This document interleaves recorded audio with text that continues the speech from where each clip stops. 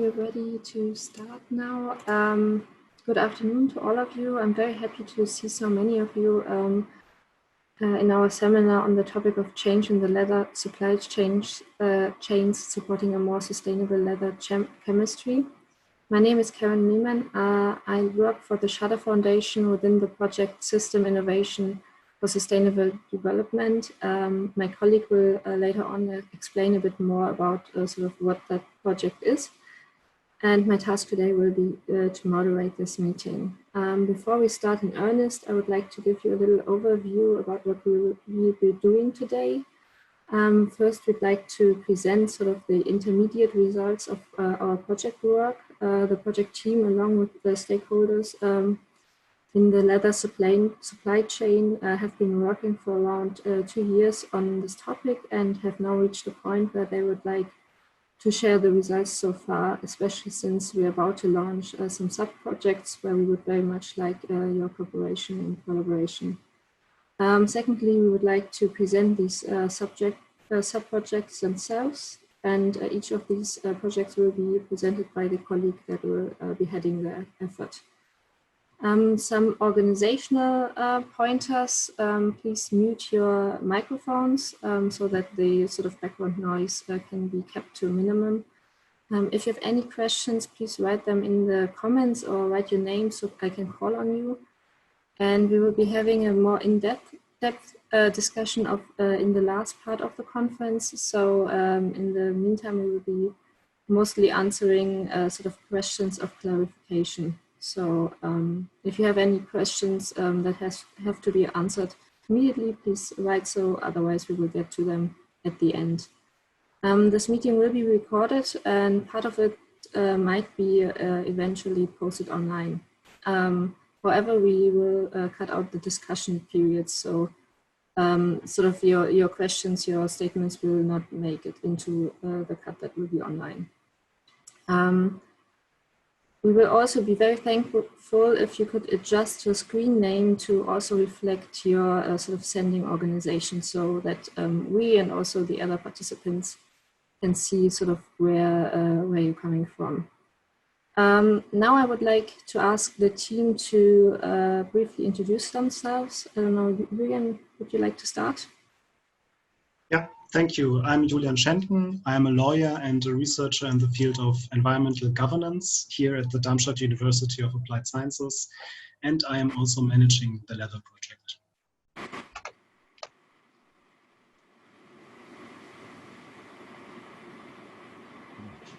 I will continue. My name is Jonas Rehm. I'm a design researcher here in the project. I'm heading the sub-project about design guidelines. Hello, my name is Eleni Kalutsiak. I'm working at Darmstadt University as a research associate for project management and risk management. Hello, everybody. This is Van Scheel. I'm teaching chemical engineering with Darmstadt University of Applied Science and support the project with the view of a technical chemist. Thank you, everybody. Now I'd like to hand over to Julian, who will present the results so far. Okay, thank you, Karen. First of all, we would like to introduce you the project from a more organizational point of view. Funding is provided by the German Federal Ministry of Education and Research, the BMWF, and the state of Hesse within the funding program Innovative Hochschule. The Darmstadt University of Applied Sciences receives funding for the transfer project SNE, System Innovation for Sustainable Development, with the aim of establishing regional transfer structures. It is a rather large project. As you can see, we are talking about a total volume of around 10 million euros if one includes all the partners from the region. At least 56 people are working together. However, not all of them are in the leather project, but they are in other projects affiliated, for example, on climate issues in the urban context or on the circular economy, which are not subject of this webinar today. Of course, there's still a stimulating exchange between all these projects. Furthermore, SNE, the project offers structures and resources that our leather project can access. For example, there's the citizens panel, which in the month of May surveyed consumers on our behalf on the issue of chemicals in leather. I'm sorry, Karen, I forgot to mention that you please show the next slide. Thank you. The circle in the top middle shows the expertise of the people who work mainly in the leather project, namely chemistry and biotechnology, design, law, economics, and environmental engineering. And the practice partners from the region that are active in the leather project are also shown. The university can already draw from numerous relevant projects and preparatory work, especially in the context of more sustainable chemistry. And what this means, for example, for chemicals management in the supply chains, such as for textile articles. And we are also involved in the fields of chemical policy, for example, through research work and consulting we are doing for the European Commission and German authorities and ministries. Finally, I'd like to emphasize the duration of the project. As you can see, we are at the halfway point and can therefore use all the resources I have just mentioned for at least another 2.5 years. Next slide, please. So now we move on to the presentation of the project in terms of the contents. Concerning the challenges that the leather industry is facing, it is worth taking a look at the Sustainable Development Goals, to which the United Nations have politically committed themselves in a resolution in September 2015. Many SDGs have concrete reference points to the leather industry, and many of these reference points, you can say, flow together in Sustainable Development Goal 12, on sustainable consumption and production patterns. And within SDG 12, there's one target which aims to achieve by 2020 the environmentally sound management of chemicals and all wastes throughout their life cycle. For our purposes in the project, we translate this as the goal of a more sustainable chemistry with a view to the environment and the living beings in it, such as humans. In other words, we are talking about a chemistry that does not harm people and the environment because of the intrinsic toxicity, and which also in a broader sense conserves natural resources. Next slide, please. Measured against this, we are not yet dealing with more sustainable leather chemistry everywhere in 2020. This photo shows employees in a tannery without any protective clothing, and we spare ourselves the images of children up to their knees in water contaminated with tanning agents, or of rivers into which tannery waste has been discharged untreated. Such a photo, which could have been taken in South Asia, for example, is in no way representative of the leather industry as a whole. We are quite aware of that. However, this is one of the connotations that people, for example, consumers or politicians, are linking with the leather industry. And this is where the work of NGOs comes into play, and of critical journalists and of media stations who broadcast critical reports about the grievances in production countries on television at prime time, at least in Germany, that is the case. The focus here is usually on risks to humans and the environment. And the problem zones can usually be clearly located in third countries where comparatively low standards of protection for workers and the environment apply. However, if we follow this supply chain downstream, it is sometimes a Western brand or retailer for whom these tanneries produce. And of course, everyone knows that especially in the mass market, there's a high price pressure. Production takes thus place where this is possible under cost-effective conditions, or in other words, because low standard supply. If the standards reach a higher level due to societal accomplishments, production simply shifts to other locations where it is possible to produce under the usual cheaper conditions. Yet, the value creation of leather products is subject to global networks. You may have a click also, Karin. And I think it is fair to say that the reputation of the entire industry is affected. That means also the reputation of those supply chain actors who produce to very high standards using modern, environmentally friendly production technologies. And other aspects certainly play a role in the loss of image, such as animal welfare and deforestation, for examples. Nevertheless, it is certainly not too much to say that the issue of chemicals in leather is becoming more and more important for the societies. Next slide, please. Chemicals in leather also have their relevance for consumer protection. Probably the most prominent example in this context is, of course, the repeated official RAPEX warnings and more or less voluntary recalls of leather goods with increased chromium-6 values. In the EU, these products are therefore not marketable because they violate legal requirements of the REACH regulation. But there are also bans in force on certain dyes, for example. The topic chemicals in leather is therefore also relevant for legal compliance.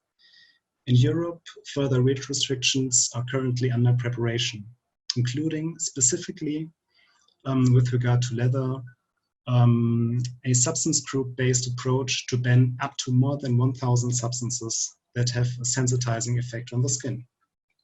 And of course, in other regions, such as North America, in China, in Korea, in Turkey, chemical bans are in force as well. In addition, the EU's chemical policy activities in the context of the new Green Deal and this year's circular economy package are providing strong normative impetus, at least for the European region.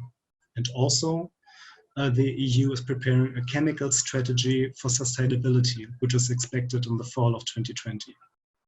In summary, the leather industry is facing the challenge of how to ensure legal compliance in the face of complex production value chains. And the sector needs to find answers on how it can better assume its social responsibility and even generate market opportunities in a dynamic legal environment. Next slide, please. Yeah, so against this background, the aim of our project is to help industry make the transition to more sustainable leather chemistry. And at this point, I'd like to mention or even highlight our independent position as a research organization, because by definition, we are only committed to the goal of sustainable development. Next slide, please. Okay, for starters, how do you now transform a global supply chain? Companies or the people working in them look at problems from the perspective of their individual processes.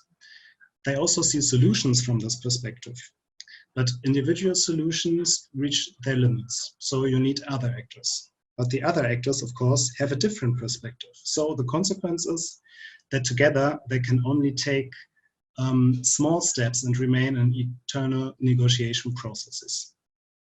In the leather context, the initial situation can be outlined as followed, in a very reductionist way, I admit, that on the one side, there are suppliers, and they say that brands and retail should procure more high quality materials. For instance, chemicals that are listed in the ZTHC Chemicals Gateway, or leather materials that have been audited by the Leather Working Group.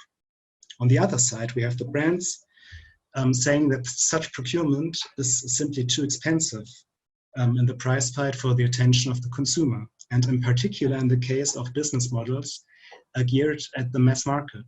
So the result is a deadlocked situation, and the actors are not making much progress. Next slide, please. Now, if you want to get out of this blockade, a system perspective or a big picture is needed. Because from a big picture perspective, you can develop the best solutions for all players. In other words, The leather industry has to develop a system view or a system picture to understand the challenges and identify the possible solutions. And at a workshop in 2018, the Darmstadt University of Applied Sciences proposed the Szenario technique for this, a method developed by Horst Geschke at the Bartel Institute. And the actors from the leather chains and other stakeholders present at the workshop said, okay, let's try that. And so we subsequently organized the Szenario process, which I will introduce to you in the following slides. Yeah, here you can see an overview of all process steps. I just want to make the point that the Szenario process was carried out within 3 months in 2019 after quite some preparation. And the milestones basically were 3 full-day workshops with the experts. Next slide, please. At the aforementioned workshop in 2018, we already discussed the composition of the Szenario group with the practitioners. The challenge here is to invite not too few, but also not too many experts. So we decided to model a supply chain that covers several fields of leather application, as you can see in red on the right side. Through other stakeholders, we have obtained expertise on local conditions in third countries, as you can see in the left. And within the frame, you can see the organizations that have kindly sent their experts. These experts have developed the Szenario stories with the help of our project and the management consultancy Geschke. At the same time, I would like to make clear that then and now, of course, we are in exchange with many more actors. The basis of our networking activity is an actor mapping that we had done at the beginning of the project. And just so you get the idea, we have added as examples some logos of organizations we are in contact with as well. But please note that these organizations did not participate in the Szenario process. Next slide, please. The first step in this process is to define the actual subject issue as a reference point for all further steps. I would like to simply quote this. The subject was Leather 2035, use of chemicals in the global supply chains in the production of leather for consumer goods and automotive applications, including functionalized standard goods. Next slide, please. Subsequently, the factors that will have an impact on the above-mentioned subject topic in 2035 were to be identified. We have collected in a workshop about 100 to 150 factors and condensed those to the 16 most relevant factors. Those were in the next step to be evaluated. Guiding questions were, what are driving and driven factors? Or how strongly are the factors interlinked? To answer these questions, the participants enter into a moderated dialogue and negotiation process, which is called Relational Impact Analysis of the influencing factors. Next slide, please. The relational impact analysis of the influencing factors is a core element of the Szenario process. For this purpose, an impact matrix is filled, as shown here.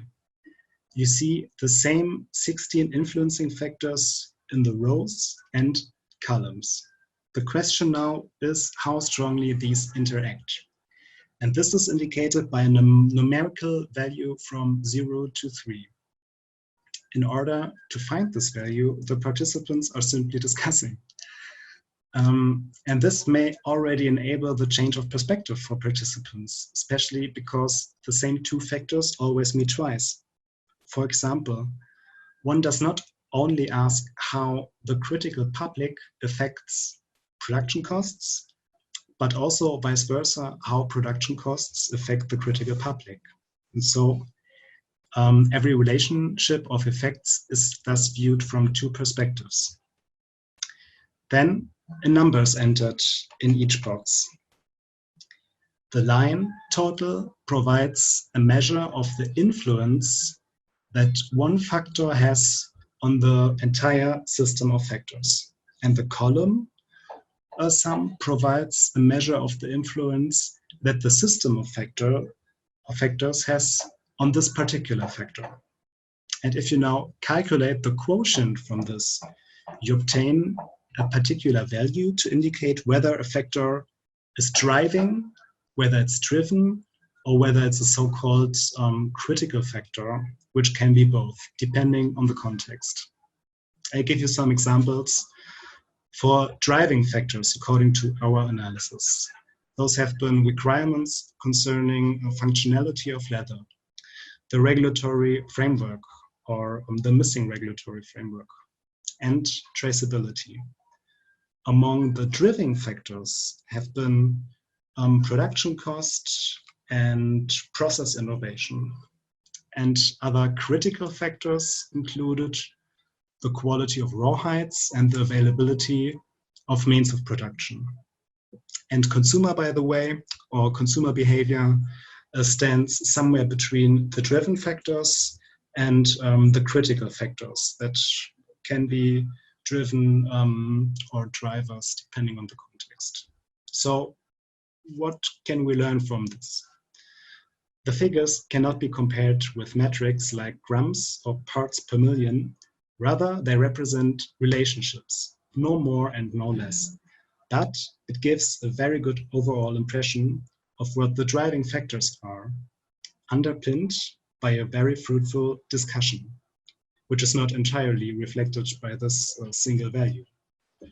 So you could also say that these drivers are leverage points with a view to a more sustainable leather chemistry, and that is where the industry should start. And this is also what is taken into account in the next process steps. So please, next slide. Thanks. In the second workshop, the participants develop projections for each influencing factor. Starting with a brief description of the status quo, usually two more or less probable versions of how this factor could have changed in 2035 were considered. Next slide, please. And these projections can be brought into almost infinite combinations. The goal of the consistency analysis was thus to identify coherent combinations of projections. The software helps to do this. Based on this data, we selected two combinations, which are on the one hand very different from each other, and on the other hand, which are each characterized by a high internal consistency. Next slide, please. And based on this, the participants developed scenario stories in a very creative team process. The aim was to create a convincing story through the logical connection and right sequence of factors. Participants also had to add some emotion to the stories by using pictures, emojis, and the like, so that strong narratives could be created. Please, the next slide. And then finally, the narratives could be transferred to the text form.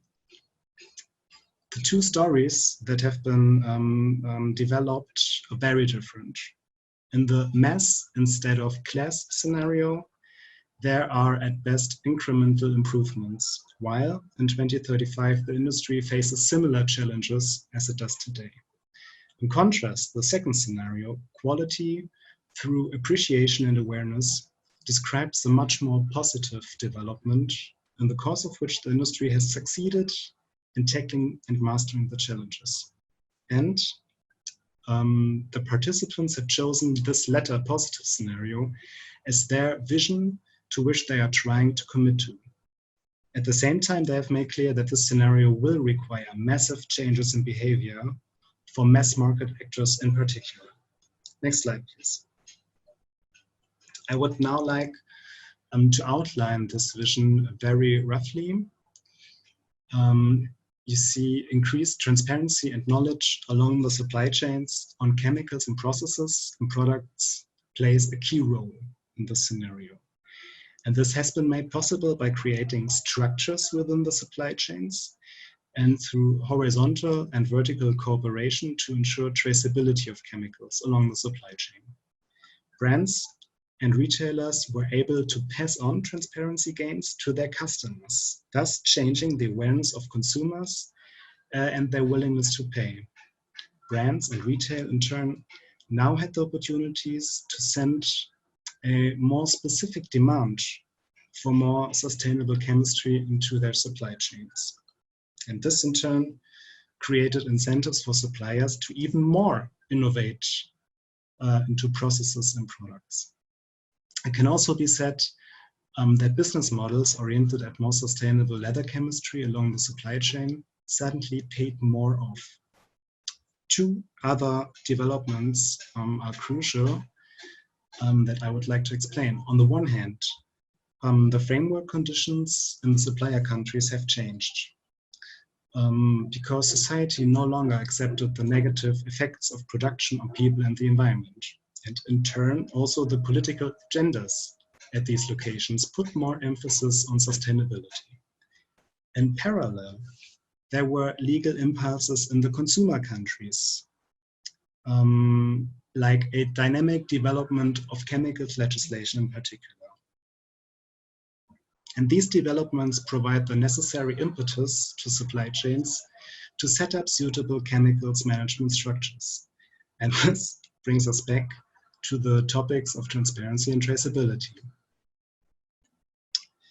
I hope that I have managed to explain the vision of the project to you in a comprehensible way. My colleague Jonas will now outline the subsequent steps, meaning how the project has derived from this vision, strategies and concrete measures. Yeah, thank you, Julian. In the next couple of minutes, I will try to describe a bit the development from this scenario story, in fact, to the 4 subprojects we will present to you today. So the major step after having read or written this scenario story was that we established a strategy workshop with also participants and stakeholders along the leather supply chains. And in this strategy workshop, we focused for the beginning on this scenario story and try to extract the 4 key questions that in fact needed to be answered in order to reach this scenario that is described in the story. And from these 4 questions, so to say, research questions on, we then developed one roadmap for each question. And this roadmap can be seen as a sort of guideline that states exactly milestones, but also concrete actions, tasks that need to be taken in order to answer this question. The roadmaps are divided into 3 phases. One that is a short-term phase, and which leads to 2022, which is in fact the duration of this project. The second phase is a mid-term phase, which is until 2027. And the long-term phase is until the actual setting of the scenario story, which is 2035. These roadmaps were firstly created in the workshop itself, live in a one-day workshop. And after that, the 4 roadmaps were elaborated by the project core team, digitalized, and then sent back to the participants of the workshop in order to gain new insights, feedback, and a review process. Next slide, please. And the interesting part about that was that already in the workshop, but also in the elaboration phase, we could derive direct implementation projects out of these roadmaps, which we then formed into fact sheets and developed a bit further in the project core team. But I will come back to this issue in a couple of minutes. Let me focus again on the roadmaps itself, because the roadmap together with the scenario story you were just hearing about from Julian, they together build the cornerstones of the conceptual framework in which the 4 subprojects you are hearing about today are in fact implemented. And this conceptual framework can be seen in what we designed as a theory of change. Next slide, please. Thanks. Because the theory of change is a methodology that tries to give guidance for the process of system change. Because if you want to change a complex system, it is very difficult, in fact, it's impossible to change the system directly with simple measurements. The process is rather that you actually produce an output, and this output has an effect on a consequent outcome. And this is also the basis assumption of the theory of change. To explain this very abstract concept in more detail, I will describe this image, what you see here in front of you, in a bit more detail, starting in fact from the future state and coming back to today. So I start on the right side of this image and work my way to the left side. So the overall goal of this project, in fact, the impact we are trying to achieve, can be quite well understood in the scenario story that was just described. But in order for this scenario to actually happen, we need certain outcomes, which you see in outcome level 2. For example, we definitely need law enforcement to take place. If we're talking about changed supply chains, we are also talking about a kind of cultural change in this field. And after all, we are talking about consumer products at the end that are being sold. So these products need to be more sustainable. And if we're talking about selling, we're also talking about changed consumption patterns. And again, these outcomes do not happen right away. They also have a first impact that actually leads to this outcome, which you find in outcome level 1. For example, for law enforcement to take place, first thing you need is a normative impulse that actually creates regulations and norms. And the same applies to a cultural change.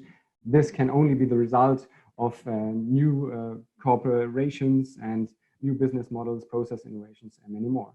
And the same applies, of course, to sustainable products. They are the results of new development processes and also different sourcing behavior. So the interesting part here is, in fact, that the project we are presenting to you today doesn't aim at directly having that impact on the overall system, but merely setting the impulses for critical elements in this system. And this is what is described on the very left side of this visualization, the outputs. Because the 4 subjects, and it is also possible that in the progress of this project, there will be some subprojects added.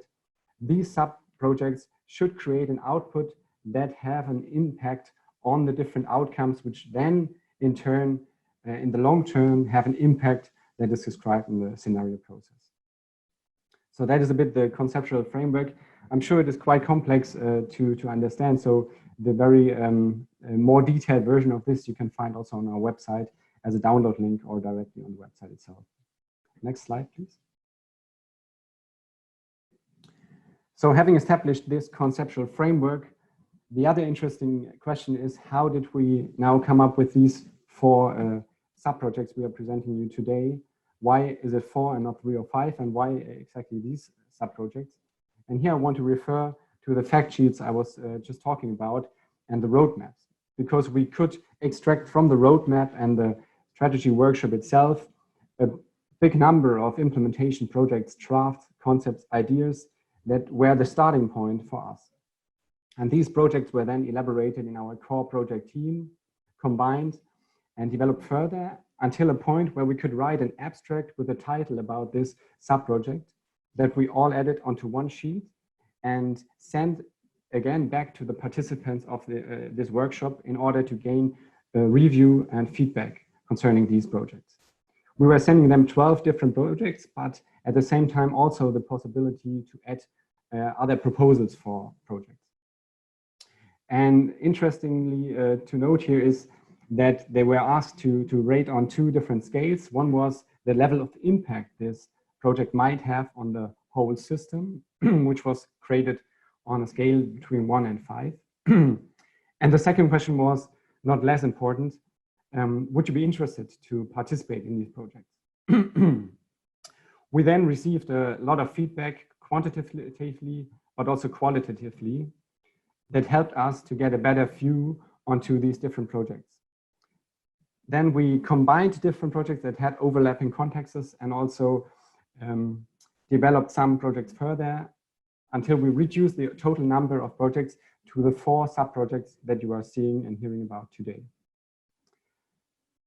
So this is the process, how we actually came to these 4 subprojects. And now I will tell you what exactly is the concept of a subproject and the mode of work in it.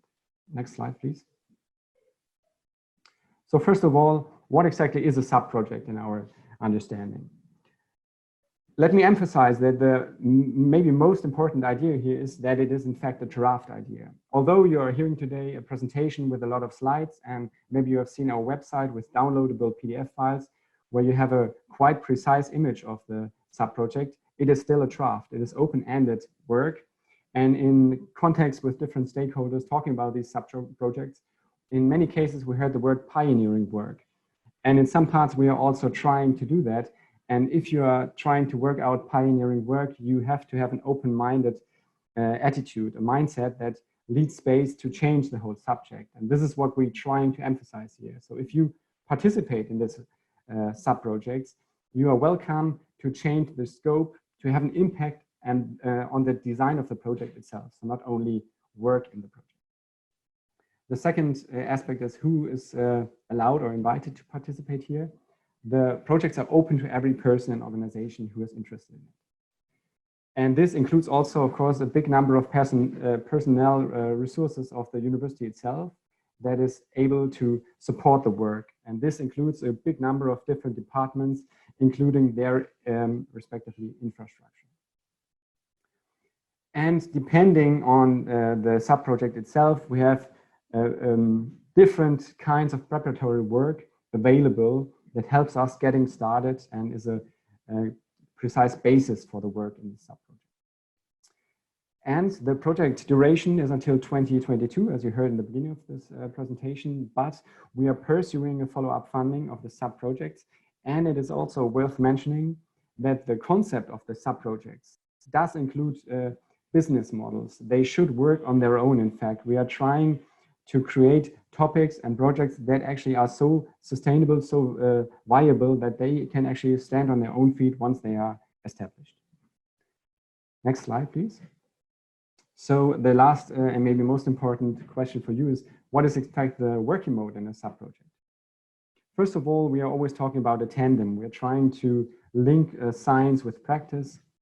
And this means that representatives from Darmstadt University of Applied Science work together with representatives from practice. And this cooperation process will be done mostly through workshops and meetings. And as you see at this time, and especially when we're talking about international teams, most of it will be online meetings. And as this is a scientific research project in a way, of course, we have a big number of scientific methods that we can use, including empirical studies. And as you have heard from my colleague in the very beginning of the speech, we have, for example, as a so-called citizens panel with more than 1,000 registered participants that we can use as a survey for different aspects of these subprojects. And last but not least, of course, the subprojects are very different, and most likely the participants in it will also be very different. Therefore, details of the working mode is, of course, subject to internal agreement. And with this, I give back to Karen. Thank you very much. Thank you very much, Jonas and Julian. Are there any immediate sort of questions of clarification regarding the part that we just heard?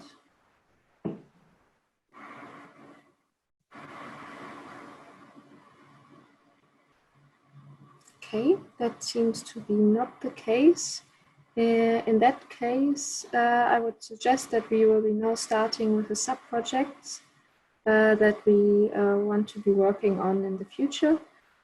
And all of these subprojects are, as my colleagues already mentioned, sort of derived from the scenario method, scenario narrative that we created, or the stakeholders created. And the first project there will be on IT tools and governance for traceability, which my colleague Julian will present. There will be a Menti link posted into the chat right about now.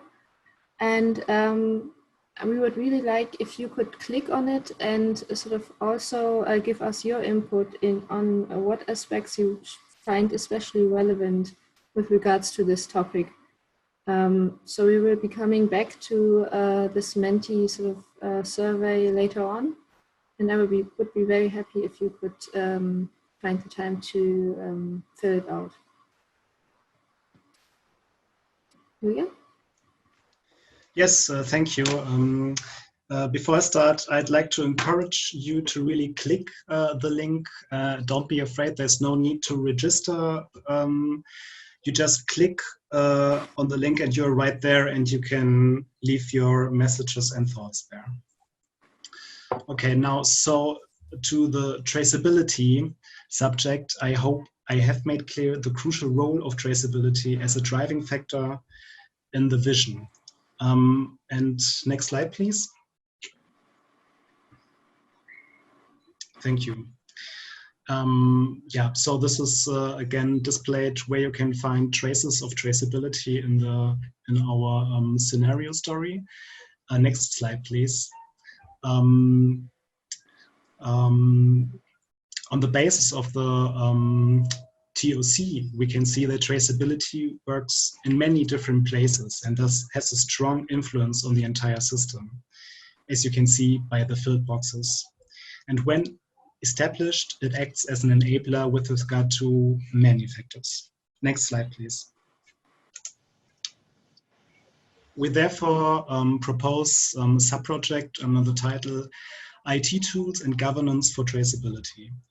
This highlights already two very important perspectives, because an IT tool alone does not provide a comprehensive solution. Rather, a governance context is also needed for the application of the tool. And both perspectives are the subject of the subproject. And so is, by the way, the traceability of the physical product, meaning the originally a rawhide, which then passes into different processing stages. Next slide, please.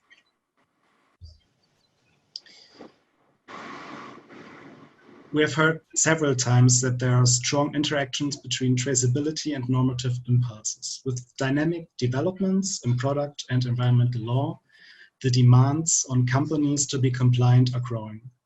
To ensure their compliance, they must strengthen the control of supply chain processes. And for this purpose, IT-based traceability systems represent an innovative solution from a technical point of view. Here, suppliers along a product supply chain report, for example, which chemicals they have introduced into a material or used in a production step. This data can also be linked with supplementary information, for instance, related to social conditions at the facilities.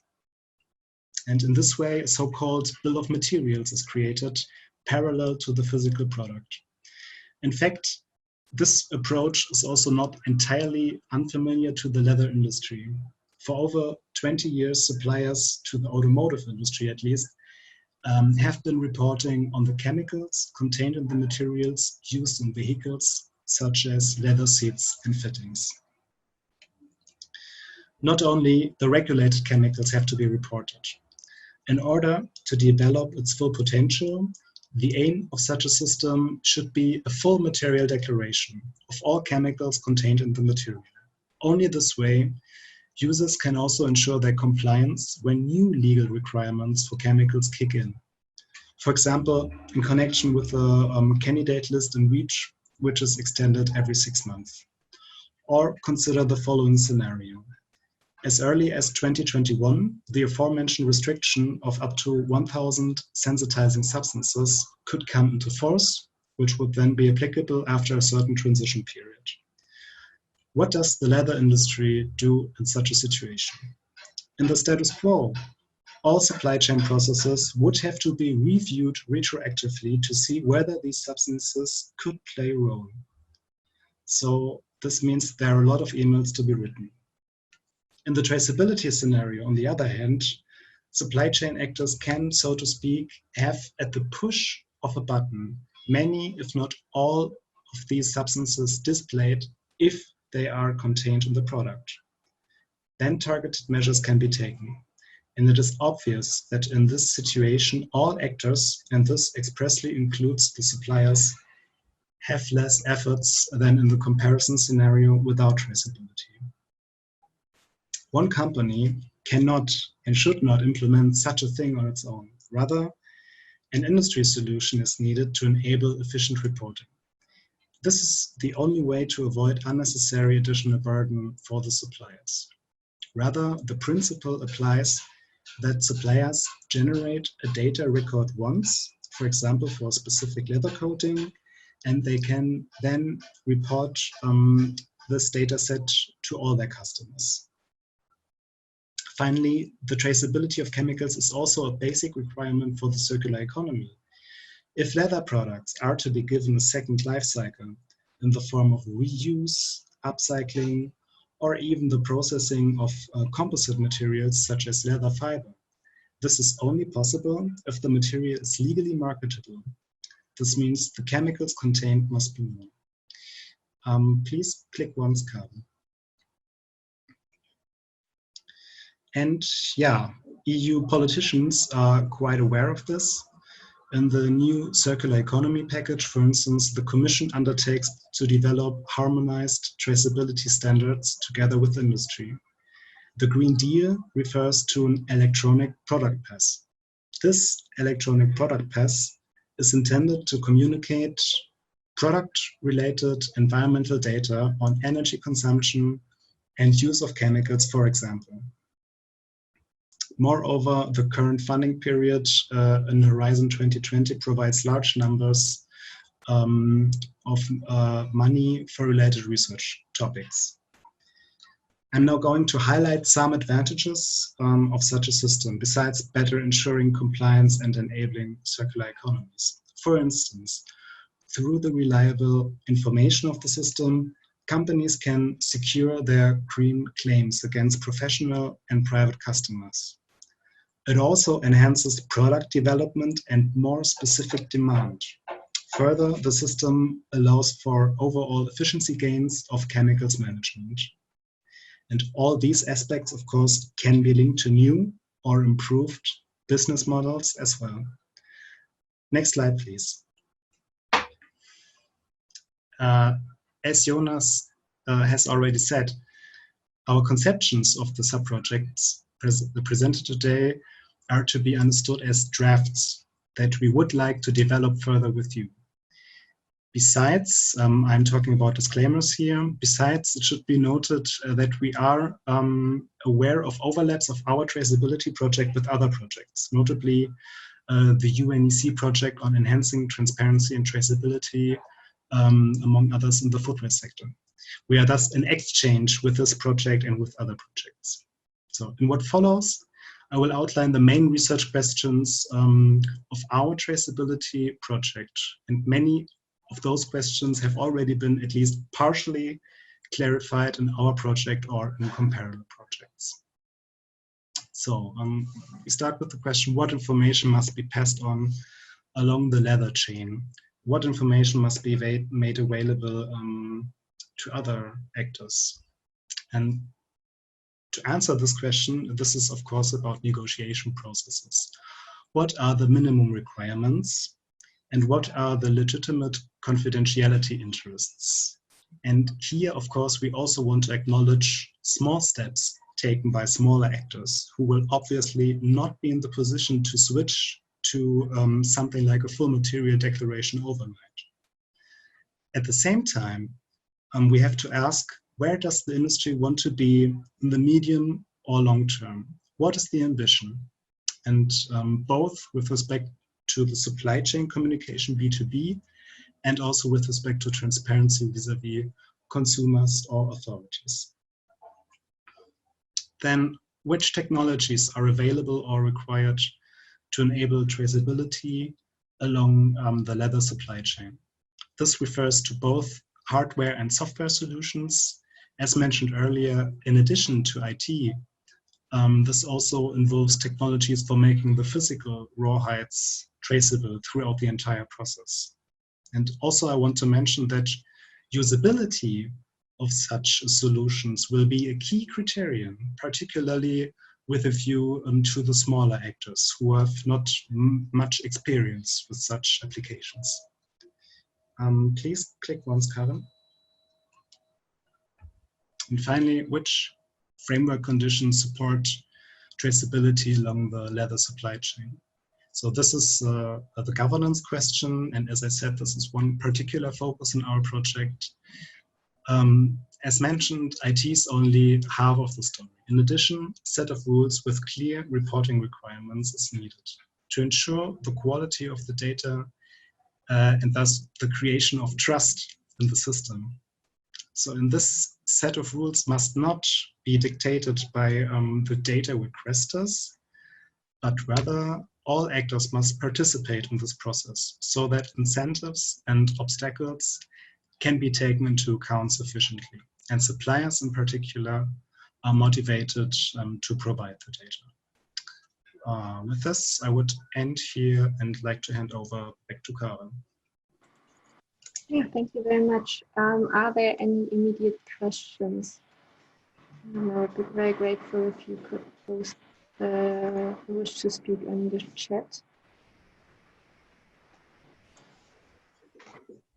Apart from that, I wanted to show you the results so far from the Menti survey, which some of you have already used, and I would like to encourage you to keep using it for this subproject as well as the following ones. Okay. So now we'll be switching back to the PowerPoint presentation and going on to the next. Oh, I see there's something. The question, what is your target project location? Julian, do you want to answer this now? Yes, with the answer that we cannot provide this answer yet. It depends on the exchange with the actors from the field who have to provide input. Where's the problem? Where do we have to get active to change the system?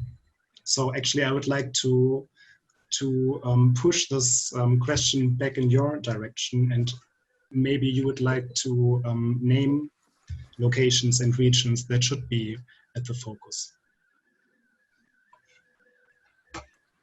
Okay. So then I think we'll move on, as there are no other questions, to the next subproject. This subproject will be on chemical and process innovation, and there will be again a Menti link posted in the comments. So please feel free to answer again the question, what aspects you do find especially relevant with regards to this topic. Frank? Thank you, Karen. So hello again. It's my pleasure to guide through the next subproject. The scenario process, as we just have heard, identified also the chemicals employed at various stages of the leather manufacturing and processing as a potential sphere of activity. Julian and Jonas just presented in some detail the history that led to the development of the subproject, so I will not elaborate on this again, but just briefly. Our motivation for this subproject was based mainly on the keywords natural resources, safe use of high-quality chemicals, and modern process technologies in the documentation of the scenario process.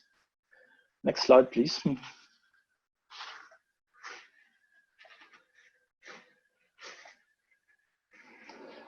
The concept and possible outcomes of a subproject, of course, should be consistent with the key influential factors and objectives as identified in the scenario process. The slide shown here is based on the theory of change and was already discussed earlier by Jonas. And we can use this description to identify possible outcomes also for this subproject. Next slide, please.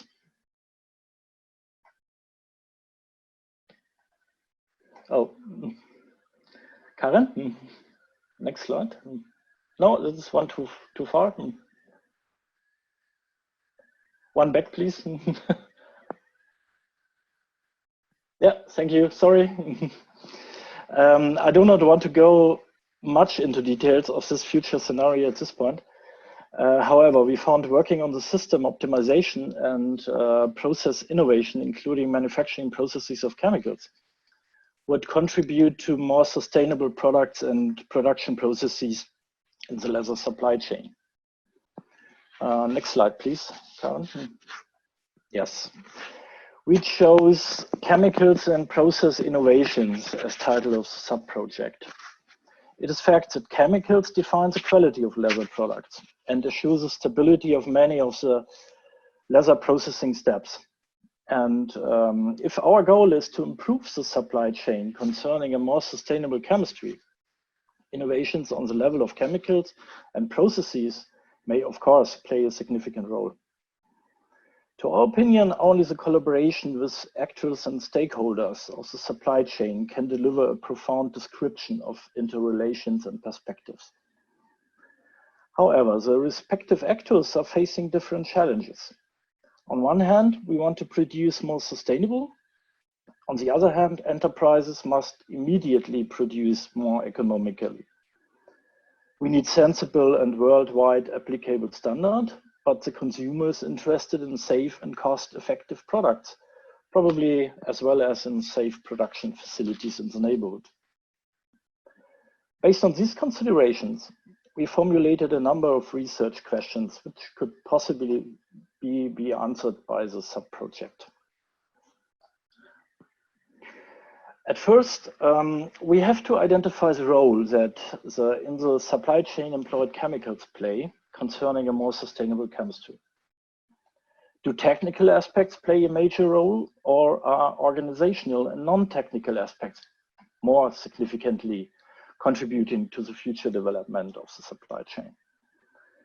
The follow-up question would be, which technical and organizational potentials could be identified with the manufacturing processes of the chemicals? At this point, modern concepts of process technology may be considered, such as decentralized, modularized production, green engineering principles, alternative energy and raw materials, as well as digitalization. Many enterprises of the chemical industry, if not the most, are of course already active in this field. And in the framework of this sub-project, we can only briefly perform technical developments. However, maybe concrete measures can be identified within these sub-projects which can be then addressed by the actors. The pictures, by the way, give some impressions on our own technical work, which is concerned mainly with chemical reactor development, partly in our pilot plant facility. Technical aspects here are combinations of continuously operated unit operations, increased heat transfer and mixing efficiency, decreased energy and space footprint, and the search of chemical manufacturing methods based on renewable resources. As engineers, we are, of course, far from claiming that one particular technology can solve all chemical processing problems associated with leather chemicals in the most efficient way. On the other hand, we made very good experience with discussion formats in a technical environment, and we would like to invite you to visit us as soon as the situation allows. Next slide, please, Karen. Established and new chemicals and their manufacturing processes must undergo a suitable assessment. Here, it is crucial to identify the most significant criteria in order to drive the future development in a successful direction. In this framework, a number of activities like that from ZDHC, the Textile Bündnis, and the Leather Working Group provide significant work. And this sub-project should not reinvent the wheel. But we believe that these activities could be complemented by integrating additional supply chain actors in the discussion where necessary, and possibly by also considering life cycle assessments based on manufacturing processes of the chemicals. Finally, future process innovations in the leather manufacturing and processing could contribute to make the supply chain significantly more sustainable. Concrete developments for the various steps, let's say, for the beam house, the tannery, fat liquoring, dyeing, finishing, or the employment of sewage technology, process automation, and recycling technologies could be examined.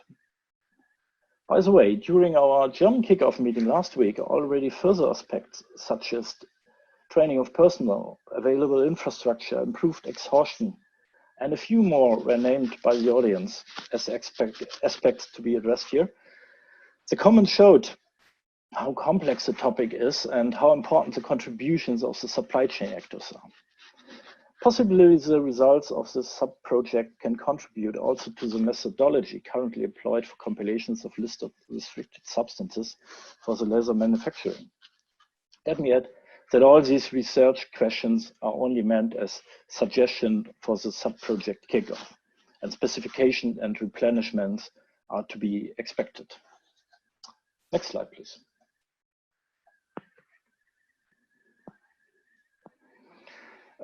As the nature of the umbrella project is to develop views and perspectives together with the actors of the supply chain, only some preliminary objectives are shown on this slide. I already mentioned the role of chemicals from system perspective. Making the efforts of the actors also on the chemicals and technical level more transparent to customers and consumers could lead to an improved appreciation of leather, in particular of leather produced with more sustainable processes. One of the central aspects is to develop a strategy how to produce more sustainable and more economical, and how to solve the problem that more sustainable production may lead to increased production costs, which might currently not be accepted in the leather supply chain. So I would like to stop at this point. Thank you very much for your attention. I hope I could raise your interest to join the sub-project, and back to Karen. Thank you. So we will now switch again shortly to the Menti link.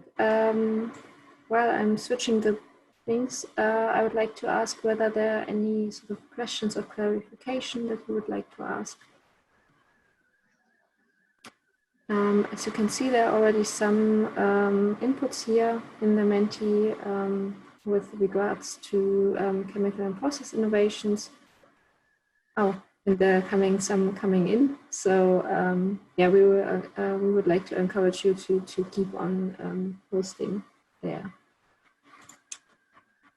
Okay, now I'll switch back to our presentation, because now I would like to give the word over to Jonas Rehn in a bit. He will be presenting the leather design guidelines, the sub-project on leather design guidelines. And there will be again a Menti link posted where you can put in your input, which we would be very grateful for. Jonas? Yeah, thank you, Karen. Having a look again at the scenario story, we find that by the year 2035, also changes happen concerning consumer behavior. These consumption patterns change, and brands and retailers need to react to that. In terms of product innovation, how do these brands and retailers respond to the developments? First of all, there are two different parallel paths according to the scenario story that happen. One that we already noticed right now is that leather becomes more and more innovative, high-tech materials. And an example we can find, for instance, is the firefighter hand glove, which is a very high-tech version of leather. On the other hand, focusing more on consumer products, we find one path that is the return to natural leather, in the sense that it is a unique material and a natural material, and that it is also linked to aspects where one material is not comparable to another leather material and can be seen as a sort of unique selling point. And this second path, the path to return to natural leather, is actually the focus point of this sub-project, leather design guidelines. Next slide, please. So what will be the overall impact in the best case? Well, first of all, of course, we are talking here about design guidelines, so the focus is on products. So this will lead to, in the best case, more sustainable products, and is connected to different product development processes and purchasing behaviors. And as this product needs to be sold in order to be viable and sustainable business models, we are also talking about changing consumption patterns, which also requires different consumer awareness. But at the same time, this also affects business models and process innovations and cooperations, because we might talk about product service systems, we might talk about business ecosystems. And this is the overall scope of the whole sub-projects that we are talking about right now. Next slide, please. And let me emphasize at this point here that we are not talking about design guidelines that include technical aspects, such as which chemicals should be used or should not be used, what is the best tanning process and what is the worst. This is not matter of the subject here in this case, but the leather design guidelines focus mainly on formal aesthetic properties of a certain kind of leather, namely the more sustainable version of leather, in order to improve the design process. That is the overall goal of these guidelines. Next slide, please. Next slide. Yeah. Because what are the challenges and chances here? First of all, using a more sustainable leather chemistry leads or might influence some aesthetic and functional material properties. So creating leather that is produced with more sustainable chemistry changes the properties of this leather. And this in turn affects also aspects such as durability, maintenance, or the need for maintenance, disposal, or the possibility to actually dispose it, or also affects possible recycling aspects. So for economic success of more sustainable leather products, customers' acceptance is required, because all these aspects I just mentioned are directly linked to consumer behavior. Talking about durability, talking about maintenance, these are all aspects that actually the customer needs to perform in order to use the product. And here the aesthetic design comes into place, because aesthetic design focusing on specific material properties that are typical for a certain kind of leather might turn out to be a unique selling point. And this is the focus point here in this sub-project. And closely related to this is also the development of corresponding innovative business models, because being a unique selling point might open different doors for different concepts, such as product service systems. Next slide, please.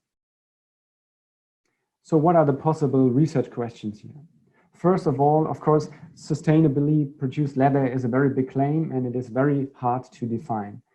Therefore, the very first task here is to get proper criteria. What is actually sustainably produced leather, and what are the characteristics, the properties of this kind of leather?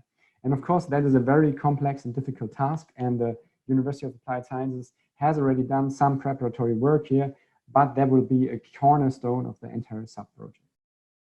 From this on, we will then talk about how can the conceptual and, more importantly, aesthetical design of leather goods make use of these particular properties. And from this question on, the next question is, are there universal principles that we can derive from here that lead us to a set of guidelines? So what are the design principles that actually promote aspects of sustainable development for leather goods? And this also includes consumer behavior. So what are the design principles that promote more sustainable consumer behavior with regards to leather goods? And last but not least, of course, this is linked to business models and the question whether we can create new business models out of these design principles. And as I said before, product service systems are closely linked to the actual design of a product, as you might know from a lot of different product categories. Next slide, please. So what are the overall goals of this sub-project? What is the objective? First, and maybe most importantly, it is all about developing guidelines. This can be, of course, a written format. It could be an interactive website, but at the end, it will be some kind of abstract guidelines that should help the product development department and the design department, but also the product management, marketing, and sales to create more sustainable leather products, focusing and using more sustainable leather. And here the focus again is on formal aesthetic and conceptual aspects in designing these products. And as I said before, consumer behavior will be a constant category in these guidelines. And secondly, that is a consequence of this first set of aspects of the guidelines itself, is also the goal of actually designing new innovative business models and product service systems. And keywords that are important here might be to create or extend business ecosystems, which means that you combine different stakeholders, maybe from completely different economic worlds, so to say, to join together to create added value here. And the next question is also to what extent this might put us one step closer to what we would call a circular economy for leather goods. And with this, I hand back over to Karen. Thank you very much.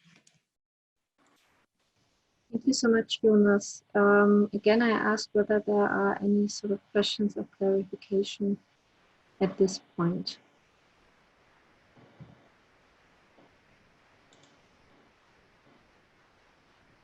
It seems to be not the case. We will now take a quick look again on the Menti for the leather design guidelines.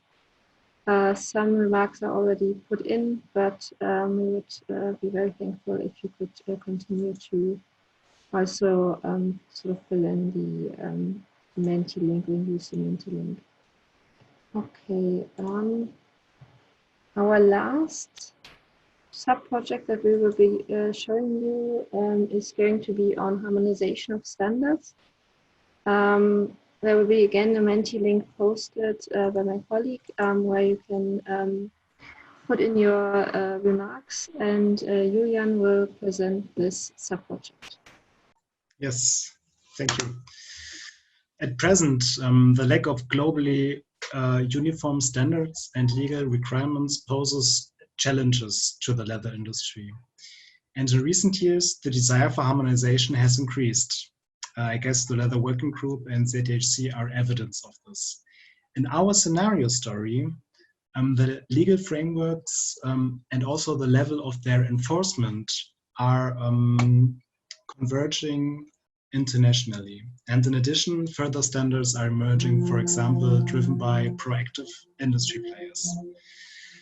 And of course, developments in traceability also require industry-wide communication standards. Next slide, please.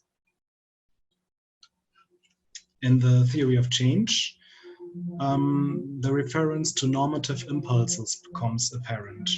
Law creates standards, but at the same time, standards in practice also stimulate the legal framework. For example, think of the legal implementation of best available techniques.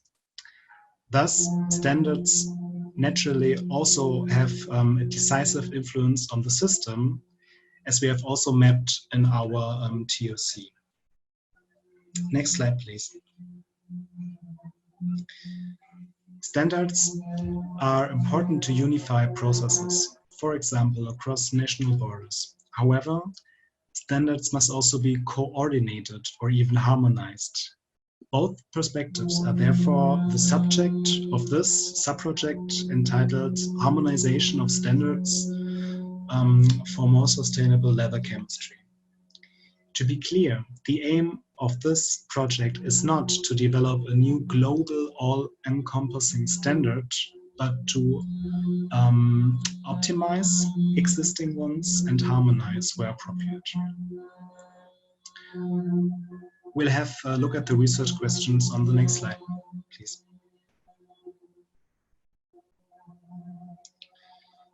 Yeah, what are, from the perspective of the various actors, the requirements for international standards on more sustainable leather chemistry?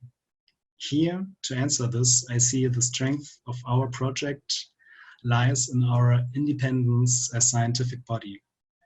From the system perspective, we have to involve all relevant actors with their specific requirements. Next question goes, which relevant legal and private standards exist, and what is the status of implementation?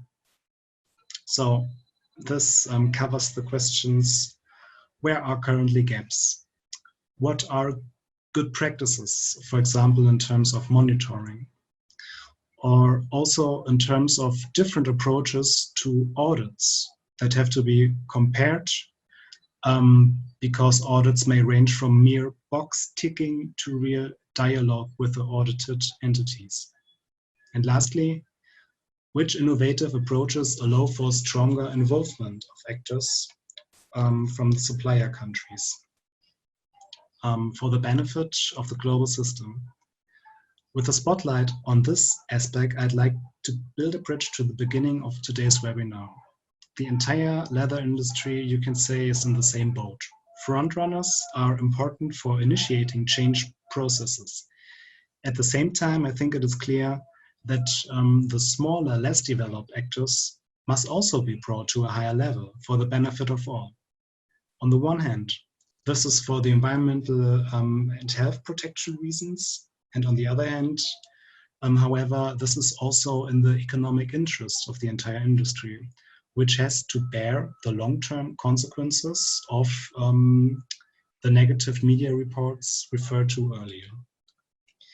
I'd like, however, to close with an optimistic view as regards the onboarding of smaller actors, because in this respect, we will hopefully be learning from ZTHC, which is now further improving its instruments in this respect.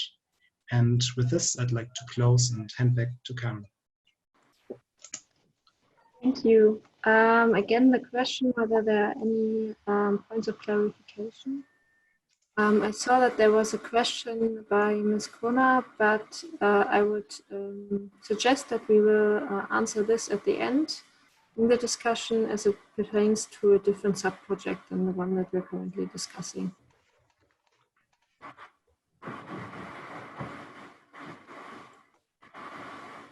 There seems to be not at the moment, there seems to be no question. Then I will go again sort of to the Menti, which has failed quite nicely, where we would also encourage you again to keep on filling it in. Apart from that, we're now sort of at the end of the presentation of the 4 subprojects, and we would now go through the mentees, starting with the first presented subproject, and then at the end we will have a brief discussion sort of on general remarks and questions. So this is again for the IT tools on governments for traceability.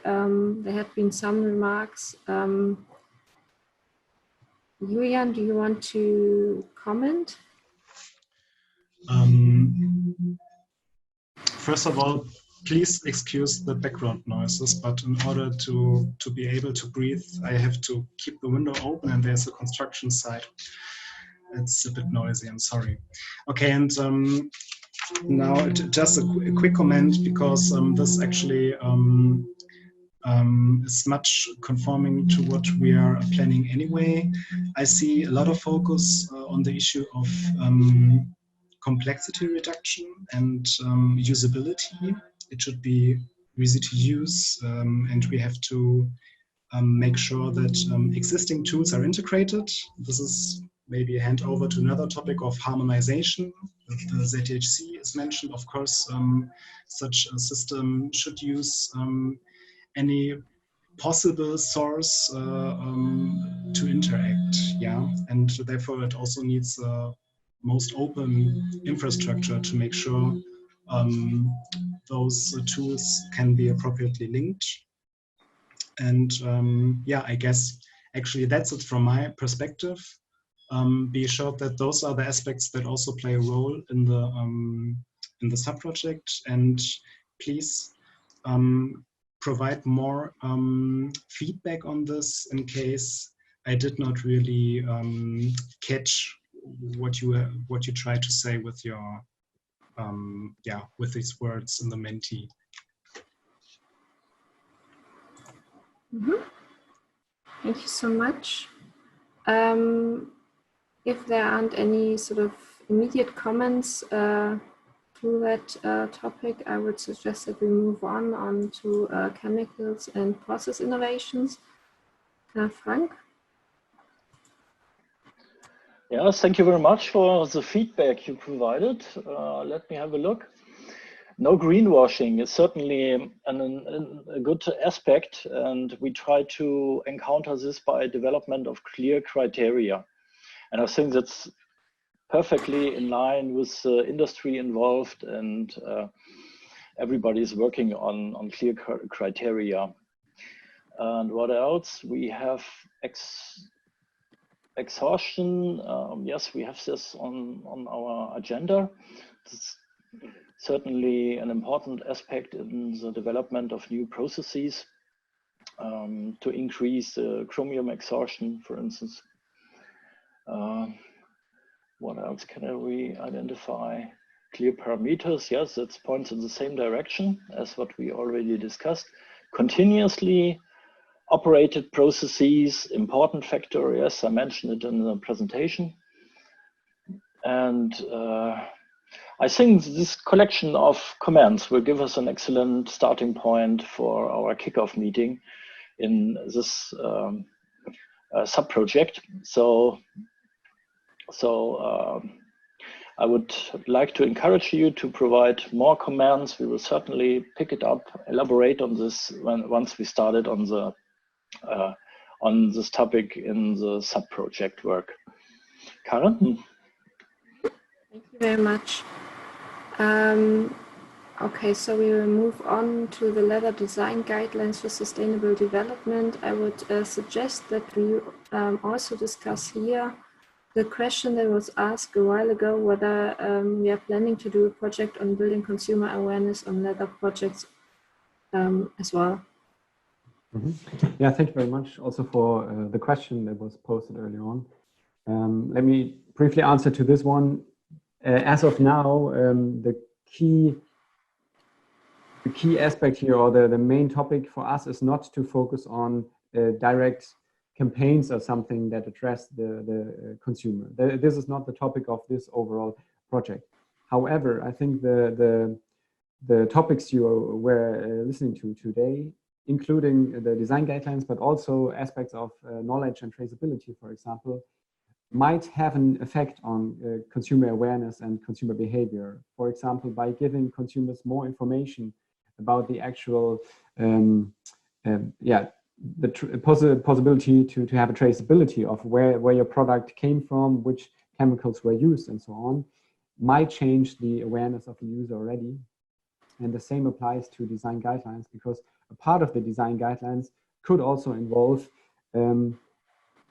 what information do you want to display in relation to your product, or which property is related to a certain way of producing your product, which also gives information about the supply chain. So I know this sounds very abstract, but I hope you understand the point where I'm coming from here. If not, you are welcome to send me a direct message or post it here in Menti. Now coming to this Menti board, I think that that is exactly also as Frank said about his subproject, a very good starting point for this subproject, because it shows also the pitfalls, the challenges we are facing here. Because on the one hand, it needs to be adaptable, it needs to be flexible to different leather goods, to a change in the industry, to product innovations, to innovations in the leather, in the production of leather itself. And on the other hand, it cannot be too abstract, as it is written here, in order to be effective. And this effectiveness needs to be measurable. So this is a challenge we need to face. And as of now, I don't have an answer to this. I only know that there are a lot of design guidelines out there that do not focus on leather or leather and sustainable development, but give very good conceptual ideas in how to conduct leather design guidelines that really help to inform the process. And as a last point here, maybe talking about measurability, I'm a big fan of the so-called evidence-based design, which means that you need to measure what you're actually designing in the long term in order to evaluate whether it is effective or not. And this, in my eyes, should definitely be an element of this sub-project, to not only create design guidelines, but also to measure whether they actually do their job they were meant to be for. Thank you very much. Thank you. If there aren't any immediate comments, I would move on to the subproject on harmonization. And a question reached me through the chat as well on this. So the question was sort of that the textile exchange also doing a leather acceleratory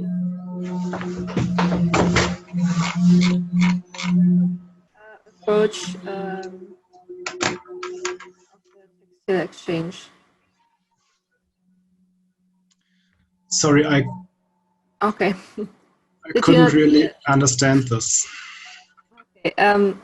So the question was whether apparently there's also a tool from the Textile exchange, a leather acceleratory tool, and sort of what is different from this approach to that approach, if you can elaborate on that. Okay, I think there's one basic difference, that the leather accelerator tool is like a benchmark of benchmarks. They looked at standards in particular, that have a particular scope in the life cycle of a leather product, for instance, as regards the leather production. And then they looked which standard is most commonly used, and they identified, okay, this is the leather working group standard. And then they said, okay, so we say any standard that meets the benchmark as defined by the leather working group standard would suffice with the benchmark that we are defining here. And we are maybe taking some steps back and first want really to have the discussion. And I think the input from Menti here is supporting this. We need a dialogue. We need really involvement of all the key actors, which standards are needed actually, and then see how are those standards covered by the frameworks that do already exist. And if the standards are covered, fine.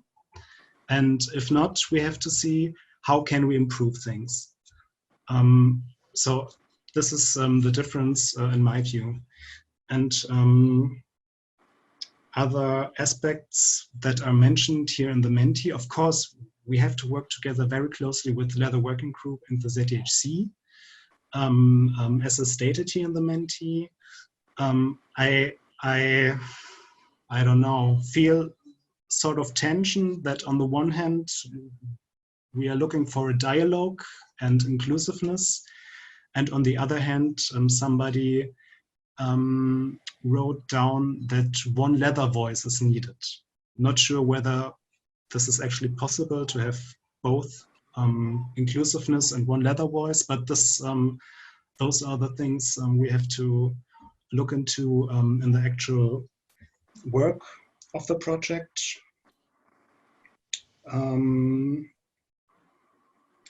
I really I was surprised about this real harmonization input, and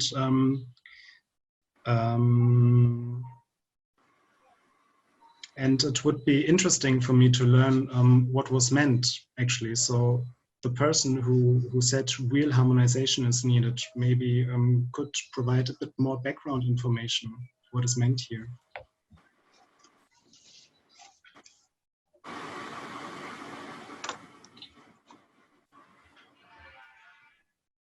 Yeah, that would be great if the person would come forward. If you don't want to sort of speak on camera, you can also maybe elaborate a bit more in the chat, because it would be very interesting to hear sort of what was actually meant there. Or we can also discuss this bilaterally later on. That as well. Okay. There seems to be not immediately somebody coming forward. So I would suggest that we would now switch to sort of generally discussing the project and the subprojects. We have now heard a lot of about the project so far, the results so far, and also the proposed subprojects. So it would be very interesting interested to hear your input and to hear sort of what you think, where your question marks are still.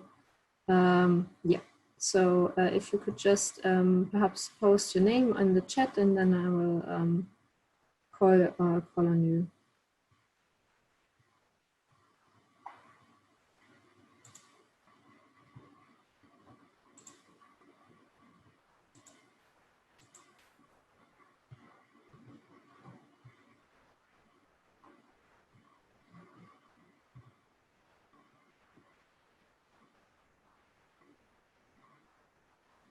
Okay, there seems to be no burning question at this point. Perhaps I will give you a little bit more time to sort of think about it, and I will briefly show you how you can get into contact with us regarding sort of working together further, which would be on our website. I can show you quickly how to get there.